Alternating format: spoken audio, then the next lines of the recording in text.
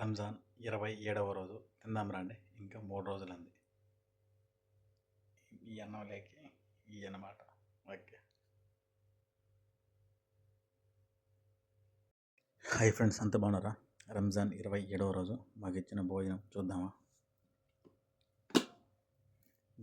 ఇది మటన్ మచ్చిపోసు, కానీ పచ్చిమిరపకాయలు అవి కారం ఉండవు. డక్కోసు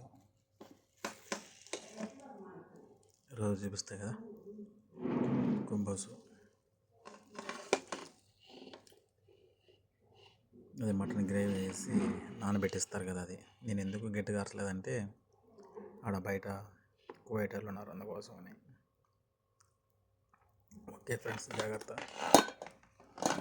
తెచ్చింది ఇది ఉంది, కారం. ఓకే, ఈరోజు సింపుల్గా అయిపోయింది అబ్బా.